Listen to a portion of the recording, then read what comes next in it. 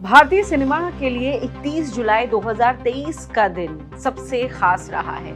खास कई मायनों में है। जी हाँ, क्योंकि 31 जुलाई 2023 को लोकसभा में सिनेमैटोग्राफी अमेंडमेंट बिल 2023 पास कर दिया गया। 1952 के बाद 1981 और 1981 के बाद अब 2023 में सिनेमैटोग्राफी अमेंडमेंट बिल पास किया गया है। यानी कि जो सिनेमैटोग्राफी एक्ट हैं उसमें संशोधन हुए हैं और लगभग तीसरी बार, यानी कि इस एक्ट के बनने के अब तीसरी बार 2023 में इसमें कुछ अहम बदलाव किए गए हैं जो भारतीय सिनेमा के लिए मील का पत्थर साबित होने वाले हैं।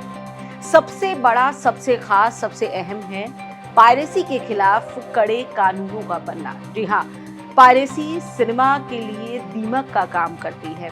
पायरेसी के चलते कुछ ही सेकंड्स में रिलीज हुई फिल्में तुरंत लाखों करोड़ों लोगों के पास पहुंच जाती है और इससे उस फिल्म से जुड़े हर एक शख्स को बड़ा नुकसान होता है। भारतीय सिनेमा पायरेसी की मार से कई सालों से पीड़ित है।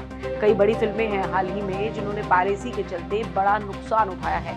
खासतौर से कोविड के बाद जो नुकसान है उससे बॉलीवुड या फिर भारतीय सिनेमा के जो दूसरे क्षेत्रीय सिनेमा है वो भी आसानी से उभर नहीं पा रहे हैं। ऐसे में पायरेसी के चलते जो नुकसान उठाया है उससे उनकी कलेक्शन पर और असर पड़ा है। लिहाजा पायरेसी के खिलाफ जो कानून आया है उसे अब तक का सबसे कड़ा कानून कहा जा रहा है। लेकिन सवाल वही है कि अगर इसे तरीके से एग्जीक्यूट किया जाए, अगर वाकई में जो दोषी हैं उनके खिलाफ कड़ी कार्रवाई होते हुए दिखे जिससे दूसरे लोगों को सबक मिले, इसमें अगर सिनेमा हॉल से रिकॉर्डिंग की जाती है या फिर फिल्मों की पायरेसी होती है, फिल्मों की कॉपी करके अगर उन्हें कहीं वेबसाइट पर या किसी भी तरीके के ऐसे मीडियम पर डाला जाता है जिसमें लोग देख सकते हैं, तो इसके खिलाफ कड़े कानून हैं। 3 साल से लेकर 10 साल की सजा है, 3 लाख जुर्माना इसमें है। ये कम से कम सजा है जो फिलहाल इसके लिए बनाई गई है। और इसके साथ कुछ और भी कानून है। यूए सर्टिफिकेट अब तक ज्यादातर फिल्मों को दिया जाता है, लेकिन अब इसमें सब कैटेगरीज बना दी गई हैं। जी हाँ, अक्सर माना ये जाता है कि 10 साल तक के बच्चे जो हैं फिल्म देख सकते हैं, लेकिन अब इसमें बना दी गई है 7 साल की कैटेगरी, 13 साल की और 17 साल की। यानी कि ए सर्टिफिकेट से पहले जो यूए सर्टिफिकेट है उसको इस तरीके से सब कैटेगराइज कर दिया गया है, तो ये एक और अहम बदलाव है।